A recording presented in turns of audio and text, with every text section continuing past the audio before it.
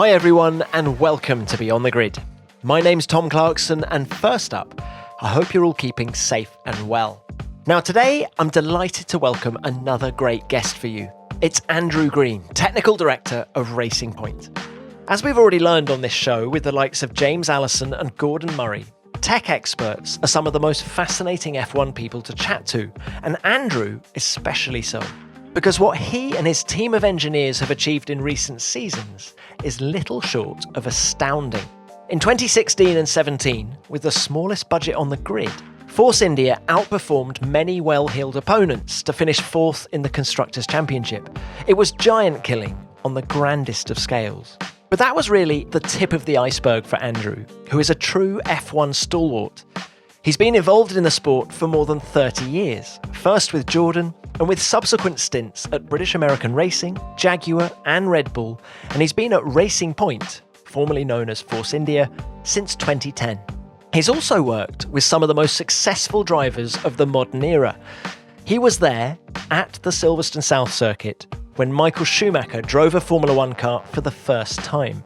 He worked closely with future Ferrari stars Rubens Barrichello and Eddie Irvine, and with Jacques Villeneuve, as well as his current lineup of Checo Perez and Lance Stroll.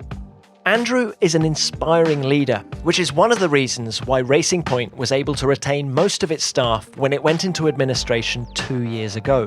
He's also a wonderful communicator with many great memories to share. So get ready for stories of giant killing, why he can't wait for Formula One's new rules and cost cap, what made the fan favourite Jordan 191 so special, and much, much more. I hope you enjoy our conversation. Andrew, it's lovely to have you on the show. Thank you for your time. How's life, first of all, in this lockdown period? Yeah, life's very different. Has been for quite a while. Looking forward to getting back to work and hopefully start racing again. Hopefully that's the plan. Start racing in July. The question I ask a lot of people is, have you had the chance to learn anything new during the lockdown period? Well, every day's a school day at the moment. You learned that you were right not to pursue a career in teaching. Is that what you've learned? Yeah. I think our schooling has gone into special measures. We're officially on shutdown. We can't be working on the development of the car. We've been in discussions with the FIA and F1 about how we go forward from this, and I'm sure you've seen in the messages that have come out, we've made lots of changes to the regulations over the next 2 years. I think they're all in the right direction, trying to limit the expenditure over the next 2 years, because we don't really know what the face of Formula One's going to be when we come out of this. So I think it's wise to try and lock things down. So we've been working on that behind the scenes for quite a few weeks now. I think we're very close to agreeing on not just technical and sporting, but financial as well. So I think when we come out of this in the next few weeks, it is going to be very different. Not just the way that we're going to be having to work around the current environment, but to work around the new regulations. So it's going to be a real challenge. Fascinating to hear what's happening in the next 2 years. But when you look at your career as a whole, and you've been in Formula One, damn it, for 30 years now, Yeah. How has the job changed for you in that time? Well, it's the sport has grown exponentially since I started back in 91 was my first season with Jordan Grand Prix. An amazing season with just a handful of people. And when we look at the way the sport has grown from where we were, and we started off with 3 or 4 people in the drawing office and just a handful of people working on the wind tunnel model and 20, 30 people working on the cars was about it. And to go from that to where we've got to now with teams of thousands, it's just a different formula. It is completely different. I look at the formula that we were in back in the 90s, and it doesn't even compare to Formula 2, Formula 3 of current era. So it's monumental from where it's come from. How much more complex is the job now, and how much more marginal are the gains? I mean, the complexity is huge now. It used to be that we had one person in charge of suspension, and they would go off racing as well, come back and design a bit of suspension or gearbox and go off to the races and be a performance engineer or a data engineer during the weekends and come back again. And we've gone from that to the people being specialized in just a single component on a suspension system, not even the overall package. So it's the change has been monumental, and the complexity of the components in aerospace territory with the type of work that we're doing now compared to where we were back in the 90s, where it was almost garden shed type design and manufacture.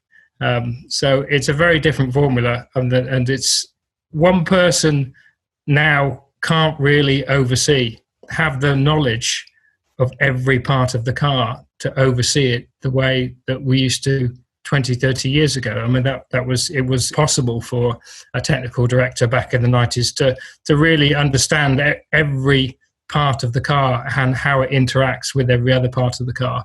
And that's impossible now. It's absolutely impossible. You have to rely on so many experts in the different areas that we work on the car now, and you rely on them. You have to, because you cannot have the understanding that you need in all the areas anymore. It's too complex. So you have to have good people working with you, good people that you trust.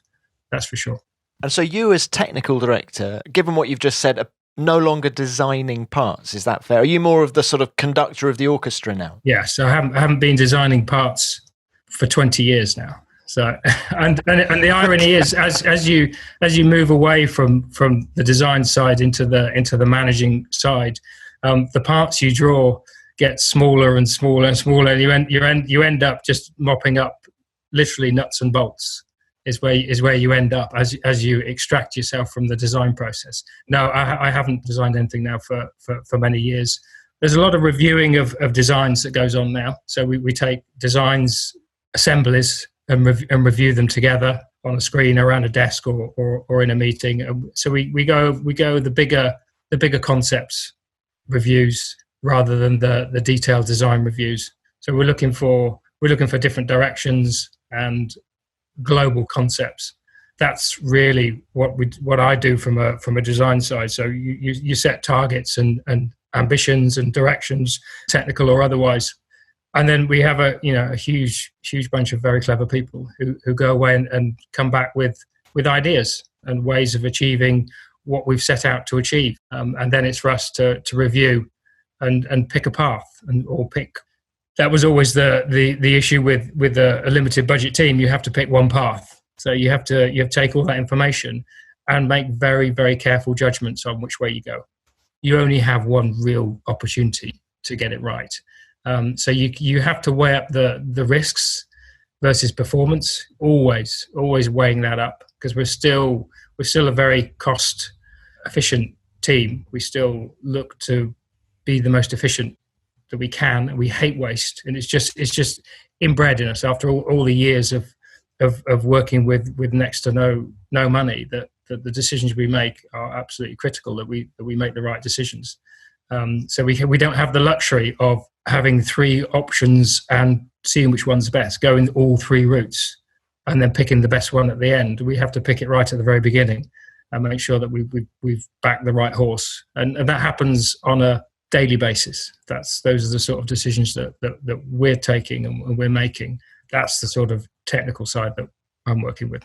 So it's like aerospace, a lot more people than 30 years ago, but are you still looking for the same things in a car? Is that the irony of all this? Ultimately, yes, but our understanding now of what makes a car quick and what the drivers require from a car to be able to drive it quickly has completely changed with the onset of simulations and simulators a few years ago. We were able to start playing with concepts in a virtual world that we were never able to do before. So we're able to explore different regions of car performance to understand exactly what they gave us. Were we chasing the right thing, or should we be chasing another area of performance? And that opened up huge opportunities to improve performance in areas that we were completely unexpected. We didn't realize that certain things were so critical to a driver, and other things he was completely inert to. And that was a big change in the way we operate. And that happened probably 5-10 years ago, and where we started to really build up the simulation tools and the simulators and the driver in the loop simulator. And the driver in the loop was the key. We have yet to find a virtual model of a driver that's anywhere close to putting a human in the loop. And it's having that human in the loop and being able to do those experiments that you can't do trackside, because you just don't have the repeatability. If you had the availability, you cannot do the repeatability is not there, because the conditions change with every lap, almost every corner. The car is a living entity in a way that it changes so much with just ambient conditions, ambient winds, temperatures. The tires are just such an organic part of what we're working with, that they're never the same two corners in a row. So when we add all that into the equation, it became really interesting on what we should be looking at and how we should develop a car, and not just looking at ultimate.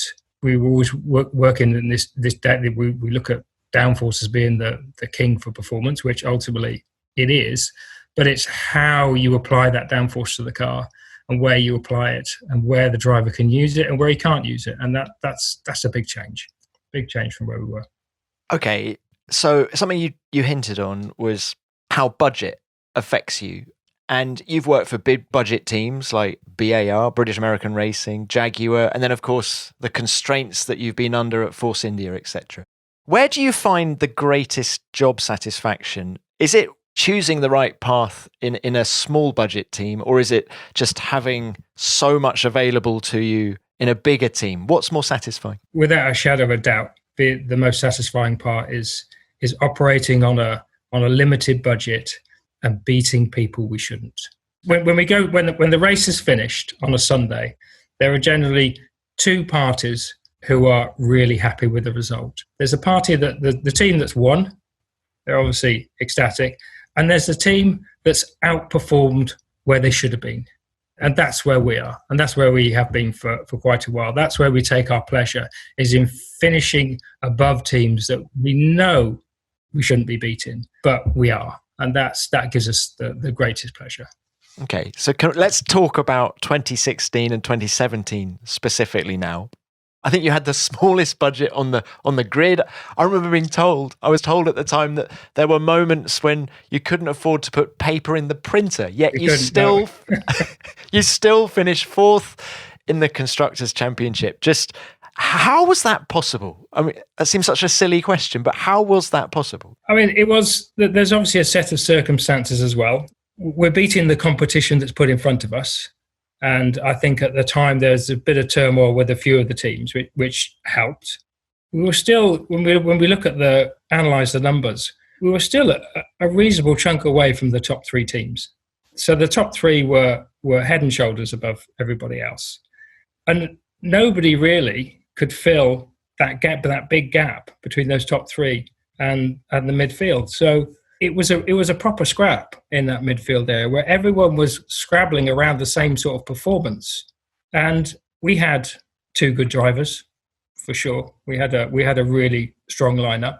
We had a reliable car, which is something that we live and breathe by. To obviously the old adage, to finish first you've got to finish. It's in everything we do as far as the design is concerned. And I think we still have, and we have, because the team that we had then is still the team we have now. We have a team that really gels together. They really want to work together without any egos or politics. It was just trying to do the best that we could. And if someone came up with a good idea, it didn't matter where it came from. If we all agreed it was a good idea, we adopted it without trying to undermine someone who you thought and play politics. Really, something we work very hard on in the team is to minimise the politics and get the team gelling together. So I think at that point we had a team that, and we still do, who were really focused. We had just been developing, like I said before, the simulator and the simulator tools. We understood a bit more about where we can generate performance in the car. We also the few years before had highlighted that one of the big areas that we needed to work on was tyres. And tyres are a big performance differentiator. So we invested a lot of time and effort. We looked at employing the best in the world that we knew of at the time to enhance our understanding of tyres, not just from a modelling perspective, which is hard enough, but trackside as well, to make sure that we were optimising the 4 contact patches on the road. And we just kept our heads down, tried not to make mistakes, just took one race at a time. And even when things went bad on a Friday or Saturday, realised that it's still all to play for on a Sunday. And if you have a really well-balanced car that's looking after its tyres, you can still get good results on a Sunday, regardless. So we always kept that in mind. We were never that down if we underperformed on a Saturday, which was it appeared to be quite a regular occurrence on the Saturday. We were never quite as performant on the Saturday as we were on the Sunday, always knowing that Sunday was the key day. We get the results on Sunday, you score the points on Sunday, you don't score the points on Saturday. And that was the mentality. And I think a lot of our competition just tripped over themselves, which helped. And we minimised our mistakes. And I think that was the big part of it. And then throw it forward a year to 2018. And there's one race I wanted to ask you about specifically, Baku, when Sergio Perez gets on the podium, overtakes Sebastian Vettel in the closing laps. I mean, You guys were staring down the barrel at that moment, weren't you? And administration was just round the corner. Just tell me about the emotions that on the pit wall during that race and immediately afterwards. It's difficult to describe, really. Again, we're talking about tyre management in that race. And also, we'd identified a while ago that we were very weak in a certain type of corner. The car had been weak in that type of corner for quite a while, and it's taken us a while to develop our way out of it. But at that time, we were very weak in one type of corner, but we were incredibly strong in another type of corner. And it just so happened that Baku was just full of the corners that the car loved. Absolutely full of them. And then we got Checo, who just loves, he could, drive a lawnmower around Baku and still get a result. So you combine those two, and we were always going into Baku with a view of, if we're going to get a result this season, Baku is probably going to be it. So there was a big focus within the team to make sure that we were absolutely fully prepared, and we weren't taking any risks on that weekend in any regard, to make sure that we gave ourselves the best possible opportunity on the Sunday. We did it once again, guys, once again. And yes, you need a bit of luck. We've seen that before. You've got to survive those opening laps. But once Checo gets into a rhythm on the Sunday afternoon, he's one of the best. He's absolutely one of the best. I think he's one of the few drivers who really excel on tyre management and be able to read the car, understand what he needs to do with the tyres, for how long he needs to hold back, when he can start pushing. Sometimes you have to push the tyres to keep them alive. That was part of the case that we had in Baku, that there was a graining phase that you had to drive through, and you had to maintain temperature in one of the axles. But that was all came back from our understanding of tyres and what we needed to do. And we were feeding that information to the drivers throughout the race, what they needed to do. And don't worry about when the tyres do this, they'll come back and do that. So that was all happening. And as it got closer and closer to the end, it was getting more and more exciting. And it was right, okay, we could be in for a result here. We need to start thinking about managing other areas of the car to make sure we're not pushing it too far. But yeah, it was a great feeling. I don't think any of us really knew what was really going to happen in the months ahead. We were sort of, at that stage, we were very much hand to mouth operating, and it took a huge skill and effort as far as managing budgets to get us to that point. Even to race in Baku was a huge achievement, and understanding that we had next to no money, and a lot of the car that we were racing with had to be carried over from the year before, which had to be carried over from the year before that. So there was a huge amount that we couldn't really do to the car as far as development was concerned, but we knew we had an opportunity to come back with a good result there. And yeah, I think Checo and the team nailed it, really. Would you say that was one of the most satisfying races of your career? I think looking back, yes, given the circumstances we were in, because we shouldn't really have been racing. were dead in the water. We were struggling to pay, like you say. We couldn't even fill the printer machines paper at one point. So it was, but that was a philosophy that we took at the time, that we said, look, we've got to spend our money wisely, and spending it wisely means that we spend it on the car and going racing.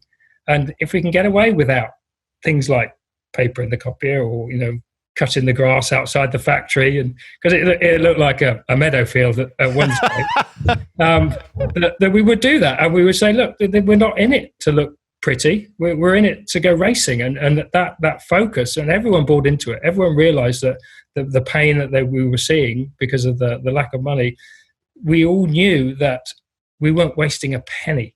We weren't wasting a penny. Almost every day we sat down and revised what we were going to spend, the limited amount of money we had, what we were going to spend it on. And that was a daily occurrence. It was hard work. It was really hard work. It was not what I expected to be doing as a technical director at that point in your career. You think you're more focused on the car and getting the best out of the car and moving it technically in the right direction. Yes, we're doing all that, but the constraints, the financial constraints, were just monumental. They took over our working day. Did it ever get to the point where you had to tell the drivers, guys, we really can't afford to bend this? 9/10, please. Every time they stepped into the car, that when it wasn't qualifying, we said, this is what we're here for. You go do it. But every other session, from day one of winter testing, it was, even before day one, it was hammered home to them prior to going testing. This is the only car you've got. You break it, you're not racing. It was tough on them, because they need to explore the absolute limits of the car prior going into qualifying, and we were definitely holding them back in that respect. But they got used to it, and they knew what was needed of them. We knew that there was always a chunk of time between practice and qualifying, just in the drivers moving from 9/10 to 10/10. We always had that in our pocket. It was nice to have, but it was also really difficult to manage, because once you start turning the car up like that and start driving it harder, it changes. The characteristic of the car changes. The tires change completely. So we had to anticipate that, and we got skilled in anticipating what the car was going to do on a Saturday afternoon, given that we were driving around at 9/10 every other session. So yeah, they were part of the whole equation. Do you think Checo's underrated? Yeah, I do. I think he's massively underrated. I think he's absolutely at the peak of his career now. He's not fazed by anything. His feedback has always been amazing. His mental capacity to drive the car and feedback on what the car's doing, and on a Sunday afternoon, the race around him, is, for me, he's one of the best. His tyre management is, I think he's in the top 2 or 3 on the grid. I think there's not many who can do better. I think there's some who can probably match him, but he just has that feeling. He just has that feeling as he goes into the corner, that what the tyre's doing, what he needs out of it. His slip control on the throttle coming out of the corners is just remarkable. It's like he's got built-in traction control. I think he's incredibly underrated. I think he understands himself that his weakness is Saturday afternoon qualifying. But I think part of that is driven by the fact that he likes to set the car up for his driving style on a Sunday afternoon.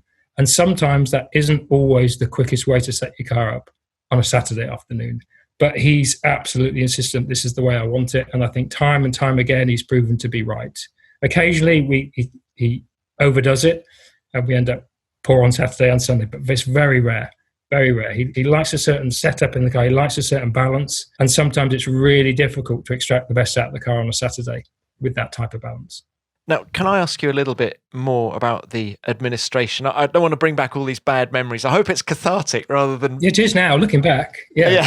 Yeah. But during that administration period, maybe the whole of 2018, how difficult was it for you to retain good people? We were anticipated as being a real problem. We'd identified it as an essential requirement that we had to come out of administration with the same people that we went in.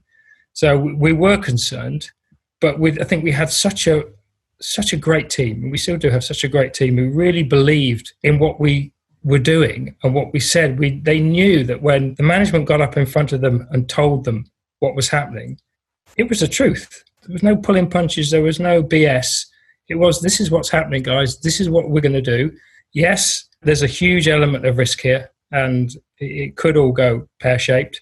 But if you stay with us, we'll make sure you're good at the end of it. And I don't think we lost anybody during that time. They all stood up and said, yeah, we're part of this team. If it carries on, great. And if it sinks, we sink with it. And they all had that attitude. They'd all seen it building in the months leading up to going into administration. We'd sort of hinted at them what the timing was going to be and what the timing had to be for it to work. So they were sort of prepared. It's still a shock when it happens, because there's not many teams who've gone into administration and come out the other side. So many of them go in and never come out. So we were doing something that hadn't been done for a long time, but they had the belief. I think we proved them right. How disappointed were you in Vijay Mallya that it had come to this? I have the absolute utmost respect for Vijay. I like him personally, and his passion for the team was incredible. He absolutely lived and breathed the Force India Formula One team. He absolutely loved it, and I was absolutely gutted for him when it was taken away from him. But there was no choice. There was absolutely no choice. It was closing in around him. There was nothing he could do about it. Unfortunately, we were caught in the middle of it, and I think he understood we had to get out. We had to find an exit route. We couldn't go down that road. We had to jump. I was never frustrated with Vijay. He was always honest with us, telling us what the situation was and how difficult it was for him. And without that honesty, we would have never been able to do what we did, because it would have all come as a big shock, and we'd have just fallen off the edge of a cliff. As it was, we could plan to exit. So I think, I have no gripes with Vijay at all. The absolute opposite. I have the utmost admiration for him, for what he did for us and the team was just incredible. If you look back at where he brought the team from and where he exited from, amazing, absolutely amazing. So how has the arrival of Lawrence Stroll altered your horizons? Well, now we have a horizon. Before we were looking, over the edge of a cliff. So now we have a very bright horizon, and it's. He said he had huge ambition for the team, but when he took over, we didn't really know what huge ambition meant at the time. But he secured the future at that point in time. We thought, great. We had no idea really what was coming around the corner, but he kept hinting at. He said, "Look, this is just the beginning. This is just the beginning. Just wait till you see the plans I've got for the team and what we're going to do going forward." And when it started to emerge that the whole Aston Martin link-up was his end goal, the excitement that rippled through the company was just incredible. It was just spine-tinglingly good. It was from where we were, which is the point of everyone locking up and going home and finding new jobs, to all of a sudden we were on the verge of becoming the Aston Martin Works team. You couldn't write it. If you wrote it, you wouldn't believe it. So it's completely changed the way we think. It hasn't really changed the way we operate at the moment, because we've always focused on being the most efficient team on the grid, and we will continue to focus on being the most efficient team on the grid. And I think now that with the introduction of the cost cap, I think that really does help us. But the change to Aston Martin for next year is going to be massive. It is going to be a monumental change for the team. And I don't think we haven't really turned around and focused on that because of what's been happening the last couple of months. But it is going to be a tidal wave of change. It's going to wash over the team. Well, from a marketing point of view, I can see that. No, but from the whole team attitude and the way we work and the way we operate, we're now a shop window for Aston Martin. So we have to act and work that way, and that's going to be a big challenge to be able to do that and still maintain the efficiency that we strive for. So, and that's one of the big challenges that we're going to have for when we get back to work next month. And do you have a wish list, a technical wish list that you've sort of handed over to Lawrence and said, right, this is what we need? I mean, there was the switch to the Mercedes wind tunnel, but is there a whole bunch of other stuff that you've said, this is what we need? Yeah, it was one of the first discussions that we had. So what do you need? What should we be doing? With a view to not becoming one of these big monster Formula One teams, to try and maintain the efficiency and the size that we're currently at, which we really felt was a proper sweet spot as far as a team size is concerned. And we didn't want to suddenly expand from 450 people to 800, 900 people. That was never on the wish list. The wish list was, right, okay, with what we've got, how do we improve what we've got? How do we go in the direction that we've been going, but do it faster? How can we shortcut? And this is one of the big discussions that we had. How do we shortcut reducing the gap to those top three teams? We've seen it year after year after year that there's top three teams just completely outperform the rest of the grid. And it's not rocket science, it's physics. So how do we go about shortcutting that? And that's when the discussions with Mercedes, we had been having discussions with Mercedes for a very long time for using their wind tunnel. It wasn't really until Lawrence turned up and the regulations started to allow it. But for sure, Lawrence turning up and adding that additional lever to allow Mercedes to open up to us. As far as the wind tunnel is concerned, that was a big, big change. Do you think in due course, though, you'd need to become that 800 people in order to win Grand Prix? I think if you'd have asked that question a year or so ago, you'd have said yes, but not now. Not in the current climate, and not with the regulations that are coming in starting in 2022. I think those teams now are dinosaurs, and you've got to be small, lean, efficient. And I think that's our strength. I think as far as the financial side of the regulations are concerned, I think they're coming to us. I think they're definitely going to allow us to be able to compete with what used to be big teams, because they can't be big teams anymore. They're going to have to come back down, get much closer to our level. And we've been doing it for years. We've been at this level for a very long time. And I think we do a reasonable job at it. We're by no means I'm saying we're doing the best or couldn't do better. Of course we could. But we have been doing it a long time. And I think we have put systems in place and groups in place who know how to work in a cost-driven environment. And I think that's going to help us. So I think a few years ago, yes, I'd have been turned around to Lawrence and say, right, okay, new factory, 900 people, right, we need to be able to do this, this, and this. Our own wind tunnel, come on, we need to bring it on. We need to be doing all of this if we're ever going to compete. That's not the case anymore. No, not the case. But you've still got the shiny new factory on the way. But that's still happening, but we're still not planning to fill it with 900 people.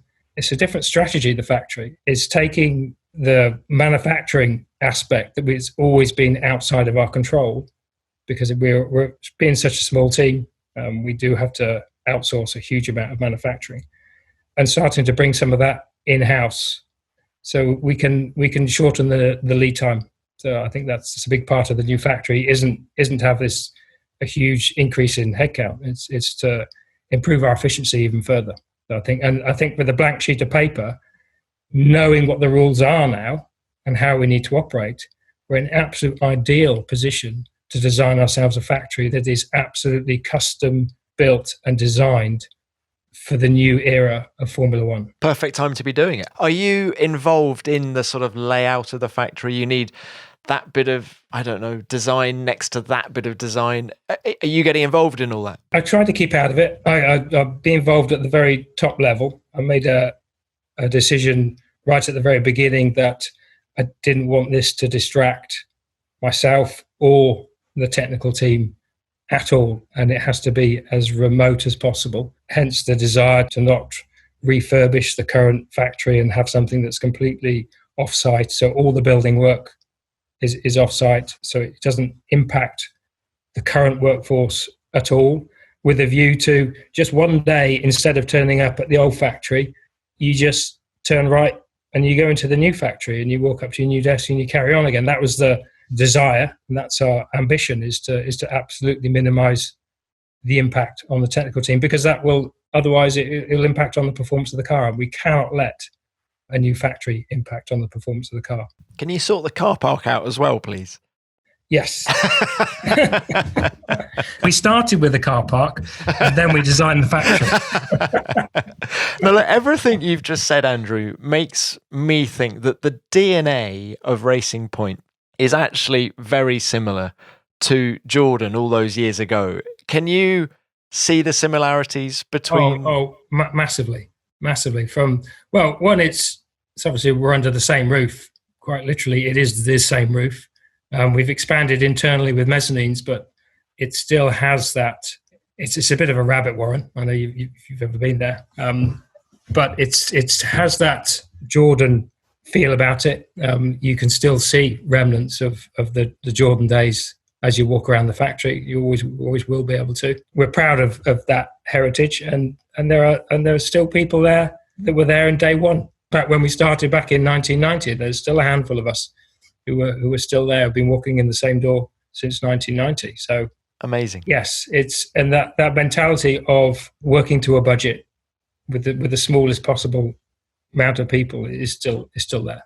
Can I ask you about those early days at Jordan, and specifically the 191, that first car that you took racing in 1991? Such a gorgeous looking car. Is it the most beautiful car that you've ever worked on? Yes, I think so. I think it turned out to be iconic Formula One car, and we had a fantastic season for a first season. I think it was we were just racing on pure adrenaline for the whole of that year. It was an incredible experience. The car penned by Gary Anderson was performance-wise was amazing. I don't think we really knew what we designed until we started racing it. It was definitely very easy on its tyres. That was something that we'd put in right at the very beginning to make sure that we could, again, race on a Sunday afternoon and race strongly on Sunday, even if the Saturday was slightly compromised. We still see that today, and that was the case back in 1991. That was a big part of it. I think there was an aspect of aeroelastics, should we say, that were a feature of that car that, given the time when there were no regulations forbidding aeroelastics, I think we found a neat way of generating downforce that really did upset a lot of people. Can you put more flesh on the bone of that? What do you mean by the aeroelastics? Well, I think we found, and we didn't really realise it at the time, but we realised very soon after we started racing and putting new parts on the car, when we got to put new parts on the car, that actually the diffuser on that car was a series of two tunnels. It was two semicircular shaped tunnels, and they had a tendency to flex, and they were basically bending at the edges, and as the diffuser was being sucked down, the edges were being sucked down, and they used to run along the tarmac. So we had to put wear blocks around the outside of the diffuser to stop it from all wearing out. And those wear blocks were wooden. They were Jabrock type wood. And the drivers in the cars behind were always complaining that when they were following the Jordan, it smelt of burning wood, because that's exactly what we were doing. And we didn't realise until we'd run a floor for a very long time on the car in testing, and it had become quite old and weak. And we didn't realise at the time, but the older and weaker it got, the faster and faster the car was going. And it wasn't until we put a brand new one on, and then it just didn't have the same performance. It was miles away. And Gary realised that actually what he needed to do when we put a new floor on is stand and jump up on the side of the diffuser and break it. So part of the sign-off of a new floor was Gary jumping up and down on the diffuser to make sure that it was pretty well broken before sending it out. And that was a bit of a eureka moment. Oh my God, that's what a brilliant story. Yeah. Now look, there's a couple of races I wanted to ask you about in 91 as well. First of all, Canada. You got both guys, Andrea de Cesaris and Bertrand Gachot, into the points. Huge moment for the team, I guess. Yeah, it was, and that was tears in the eyes when that happened. Again, it was a function of the car being really kind on its tyres on a Sunday afternoon, and the drivers being able to push. And they could push and they could push and push all afternoon. And I think that there's a few of the competitors fell by the wayside. But yes, it was an incredibly emotional race for us. And I think every time any of us who were involved with that return to Montreal, our thoughts always go back to that weekend and how it was a massive moment for the team. So yeah, it was obviously at the time it was the most memorable race by a long way. But the whole weekend, we used to have before the race we used to have raft races across the lake. So each team would come along and build a raft out of the bits that they had in the back of the paddock, and on a Thursday afternoon we'd race them back and forth. And this was our first one. So we had one of the technicians had been working on it back at the factory. So we'd already been working on the design of the raft before it even got to Canada. And we won that as well on the Thursday. As first attempt, we thought, that's a good omen. That's a good omen. We're going to this could go really well for us. And the nature of the track, which for Canada is really hard on the rear tyres, and we knew we had a car that was really easy on the rear tyres. It was going to be good on Sunday afternoon, and both drivers did a fantastic job. And when they both crossed the line, it was incredibly emotional for everybody involved.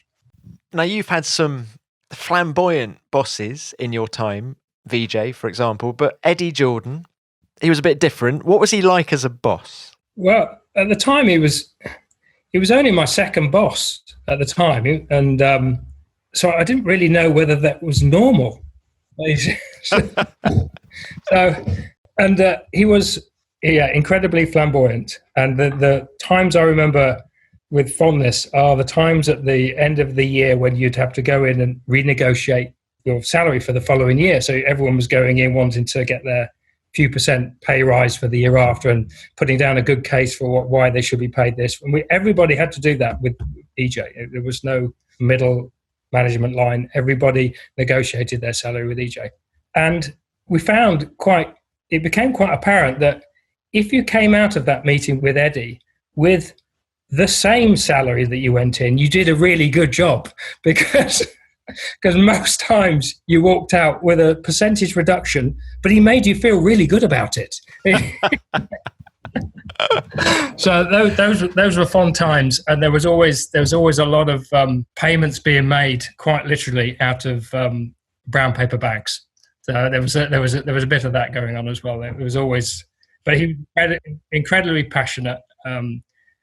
Technically, he allowed us to do what we wanted to do. He brought us in as the technical gurus, and he let us do what we needed to do. We weren't involved in any of the finances, and he wasn't involved in any of the technical side. So in that respect, he was amazing, and his passion for the sport was incredible.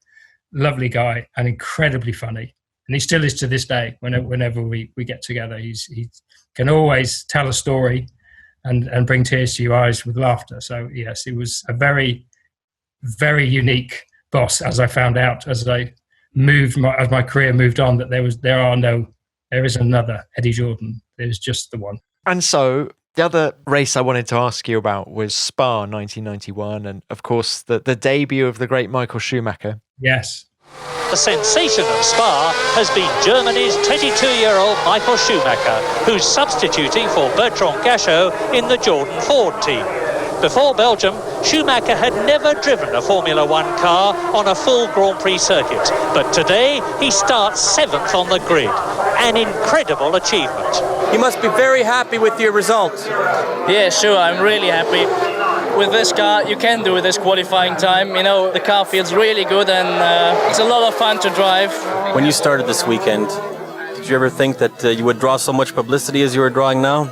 No, I don't think so. But it's nice though, isn't it? Yeah, sure, it's nice. But Were you there when he actually tested the car for the first time at Silverstone? Yeah, so I was his data engineer at the time, as well as designing all the suspension and going wind tunnel testing. It was also the data engineer. That was the nature of the team. We all had multiple hats to wear for whatever we're doing. So yes, we went to the Silverstone South Circuit, across the road from the factory on the summer of 91. Mr. Gachot had found himself on the wrong end of the law. And Eddie had said, right, we're testing this Michael Schumacher guy. He he's going to be racing for us in Spa. None of us really knew much about him. We didn't have Google then to try and work out what he'd done. So it was all word of mouth, what he'd achieved and previously. And I think Trevor Foster was his engineer at the time. Got in the car, started his opening laps at Silverstone South, and you could see straight away that he was getting on it. He wasn't pussyfooting around. He was really, really motoring. And in front of us, there was quite a big braking zone. And it was only 2 or 3 laps in, and all the brakes were lit up, and you could see he was really pushing hard. And the irony is, Trevor brought him in after his first run. He said, yeah, I know you're new to this. You should probably slow down a bit. He said, don't push too hard too soon. And Michael just looked at him like flabbergasted. I'm not pushing yet. This is not me pushing. This is me understanding the car. And he said, okay. And Trevor said, so what do you understand about the car? And Michael just reeled off the characteristic of the car, like we'd heard from the drivers in the previous races, down to the minute detail of what the car was doing, when, how it could be used, not even just what the characteristic was, but how it could be used in a race, and how we should be setting the car up for the race to be able to help this or change that. And we were completely gobsmacked. We'd never heard anyone, we'd never witnessed someone sit in a car for the very first time and be able to tell us exactly what the car was doing and how we should set it up. And that was within about 5, in my mind, I've got 5 or 6 laps. And he knew exactly what the car was doing. And were his comments consistent with what De Cesaris and Gasho had been telling you? Completely. They're completely overlaid. And they've been racing it for half a season. And he did it in 6 laps. And we knew, this guy's quite talented. Was he quite talented? Then we got to Spa, and then the talent was just obvious. With his first laps out, he was just absolutely flying. And Andrea was at the time he was caught off guard. He was not expecting a teammate to rock up and absolutely show him how to drive it.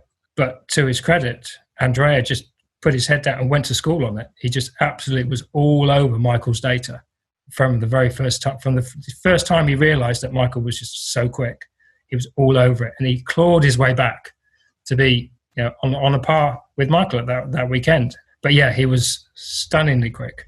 I think if it hadn't been for there are a few issues that we had, unfortunately, for that race. Obviously, Michael, lack of experience on starts, which is something you just couldn't practice, caught him out. So unfortunately, he burnt the clutch out at the start. But the car was never going to finish anyway, unfortunately. I think the engine had a modification done to it we didn't realise the time before, and it was burning too much oil. So there was not enough oil in the tank to finish the race anyway. But Andrea showed what the car was sort of capable of doing for his time that he was racing. He was on for a phenomenal result. He was absolutely on for a phenomenal result, but it was never to be. Were you one of the guys wearing one of the Gasho T-shirts? I think there was Gasho Y, and there was another one saying God save the British and Gasho, I think was another T-shirt. Did you guys wear those, or were you even at that point thinking, hang on a minute, we'd quite like to hold on to this guy? I think it dawned on us quite quickly we were going to struggle to hold on to this guy. It became apparent this guy was destined for something great. If he drove with us for the rest of the season, that would have been amazing. I don't recall the T-shirt side of it. I can remember all the graffiti sprayed on the track, but I can't remember which T-shirt we were wearing at the time. Do you think a podium would have been on with Michael had he finished the season in the car? Oh, without a shadow of a doubt. Yeah. I think at Spa, ifs, buts, maybes, he was looking at one of the upper steps of the podium. That was, I would have put money on him. Yeah. Is he the best driver you've ever worked with? For sheer natural talent and ability, my experience with him was just the one race, and it still stays with me now. I don't have any other races to compare it against, but at the time, yes, an ability that I've never witnessed before. But saying that, I've worked with some incredibly talented drivers since then, and so but I struggle to be able to do the comparison because the sample size is so small. Can I just get your thoughts very briefly on some of those drivers? You know, Barrichello, for example, Rubens Barrichello. Yeah, lovely guy, super talented. Yeah, he was. I don't think he had to work hard at it. It wasn't easy for him. He was always going to school on the data. He definitely had to work at it. He obviously had the talent. He had the grit, determination, and yeah, he was. I don't think, as far as natural ability, he definitely had to work on it, but he got there. He definitely got there. Eddie Irvine? Eddie, one of the unsung heroes, I think, because there's someone who is supernaturally talented, who didn't really come to the sport until really late in his career, and was, in the same sort of league as Michael, just complete natural talent. But I think where Michael had him was not on. Was outside of the car. I think in the car, I think the two of them were very comparable. But I think that Michael had the mental ability to be able to do more mental gymnastics inside the car than Eddie could. I think Eddie, when we were working with him, super quick, and you'd make adjustments to the car and he'd go, a few tenths quicker, and you'd ask him why, and sometimes he would struggle to give you the answer. He would just say, "I'm just driving it as fast as it'll go." So I think Michael had the ability to almost step out of the cockpit while he was driving it and understand what was going on around him. Whereas I think Eddie was a little bit more using up a little bit more of his brain power to drive it, but still driving it incredibly quickly. What about Nico Hulkenberg? He's a guy who fascinates me in that Barrichello, funnily enough, has always told me how quick Nico Hulkenberg is, and he got the pole position at Williams, and yet it's never quite happened for him. Yeah, and I think it's just incredibly talented driver and so quick on a Saturday afternoon. His car control on the limit, like on the Saturday afternoon, is right up there with the best I've ever seen. I think where Nico struggled to start with, and we worked with him a lot on this, and he worked with Checo a lot, was understanding what the tyres needed. So on a Sunday afternoon, you can't do a Sunday afternoon of qualifying laps. The tyres just can't take it. And so how do you manage that and get the best out of them? I think that was something we identified with Nico early on, and he worked really hard at it and made huge progress to the point where I think between Checo and Nico there wasn't that much difference on a Sunday afternoon. I think Nico still had the edge on a Saturday afternoon, but Checo always used to think that doesn't really matter where Nico's going to qualify. I'll still get him on a Sunday afternoon. There was a bit of that going on, but I think obviously the longer it went on with Nico, the harder it became, and I think that result eluding him started to put more and more pressure on him, and I think we saw that in the wet in Hockenheim last year. That time where I think that really was his moment. Do you think, is he one of those drivers who, had it happened years ago, the floodgates might have opened and goodness knows what he might have achieved?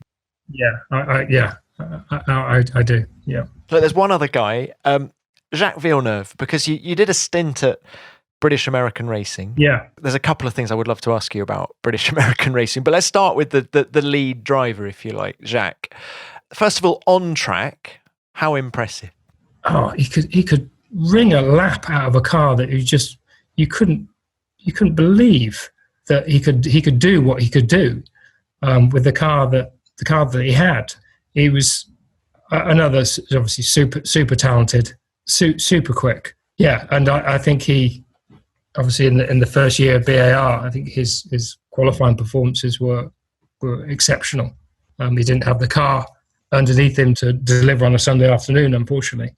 But he was incredible.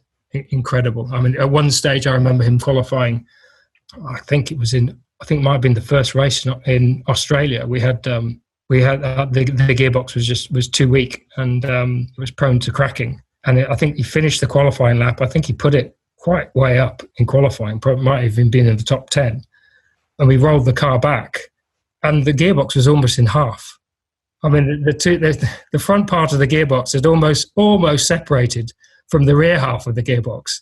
And you're thinking, this guy has just done an incredible lap with a car that's almost in two halves.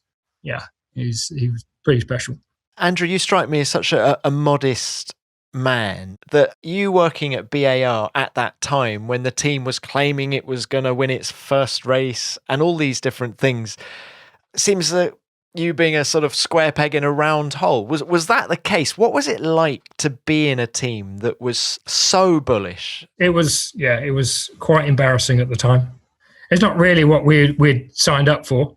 And I think I was being protected from all the politics. But yeah, it was cringeworthy. Some of the statements that were coming out. From a technical team, we knew what we had to do and how long it was going to take to build the team up to be performant.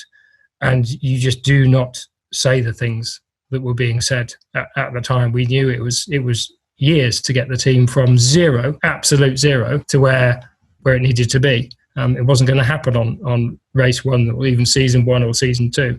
So it was difficult. It put a lot of pressure on the team, I think, unneeded pressure. And I think because it was such a new team and we hadn't gelled together as a team because everybody had come from all different areas. It was impossible to have a collective of people that was absolutely right first time round, and it was always going to take time to find our feet from a technical team perspective.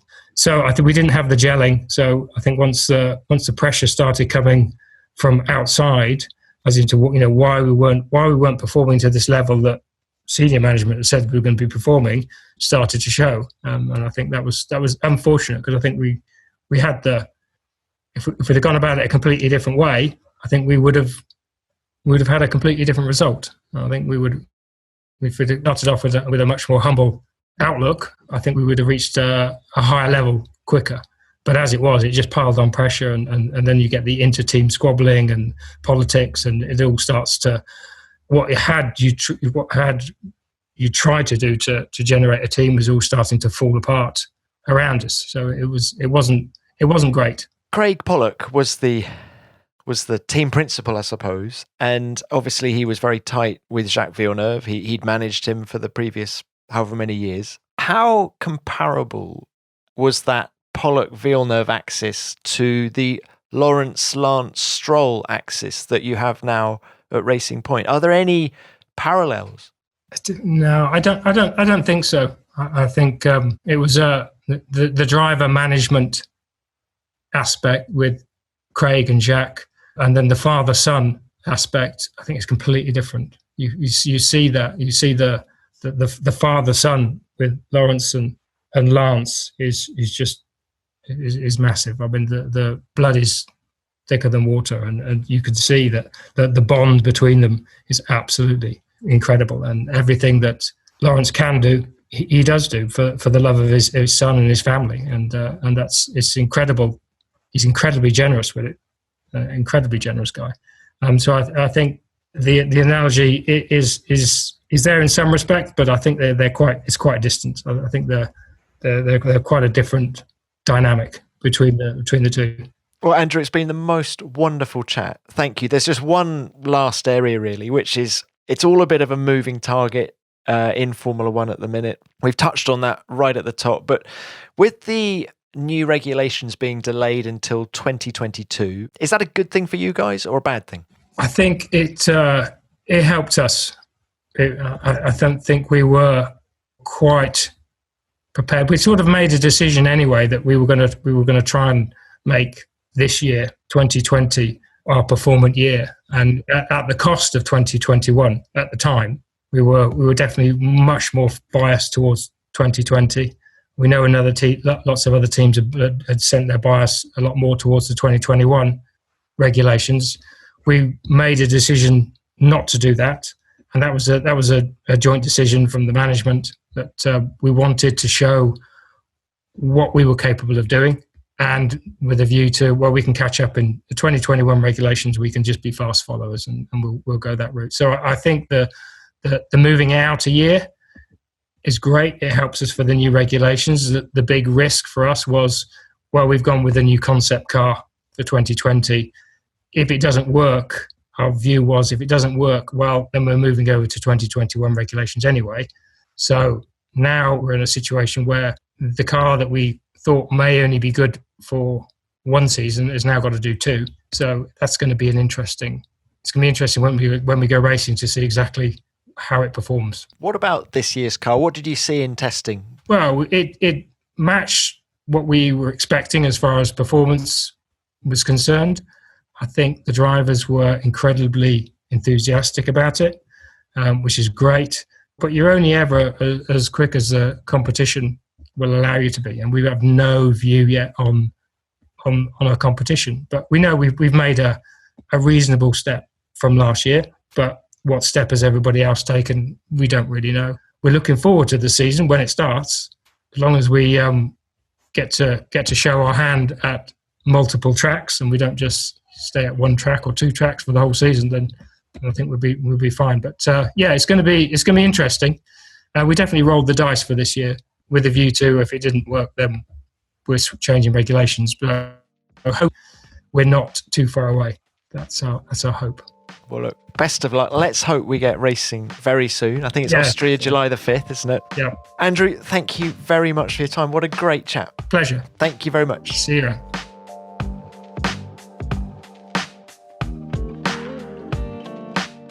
Thanks, Andrew. What a wonderful chat. And on the evidence of pre-season testing, you're not going to be too far away when we get racing again. It's hard to pick a favourite moment of that conversation. Perhaps it's his description of negotiating his salary with Eddie Jordan, or testing Michael Schumacher for the first time in 1991. Or maybe it's Gary Anderson jumping up and down on the new Jordan diffusers to induce a bit of flex. Many thanks for your time, Andrew. It was great to catch up. And thanks to Racing Point for helping to make this podcast happen. Well, that's it for this episode. But before we go, I'll have a quick dig in our virtual mailbag and read out some of your comments about last week's show with Sterling Moss, Mr. Motor Racing himself. I'm not old enough to remember watching him, says Tim Marshall, but the tales about Sir Sterling Moss are legendary. I smiled all the way through this. What a superb role model and racing icon. Thanks. Yes to all of the above, Tim. He was exactly that, a superb role model. And here's another. What a brave man this legend was, says Andrew Tainton. The tale of him racing at 180 miles an hour while Jenks was reading off the toilet roll made the hairs on the back of my neck stand up. Maybe not a world champion, but certainly the people's champion. Yet another great podcast. Keep it flat out. Well, what a lovely phrase about Sterling being the people's champion. Thanks for that, Andrew. We had many similar messages. And remember, if you want to drop me a message about the show, I'm at Tom Clarkson F1 on Twitter, or you can use the hashtag F1BeyondTheGrid. And don't forget, we also love reading your reviews on all of the usual podcast apps. It really cheers us to see the great community we've built with this show. Well, that's it for this week. Thanks for listening, and we'll be back in just 7 sleeps with another can't miss show. As ever, Beyond the Grid is produced by F1 in association with Audio Boom. Until next time, keep it flat out.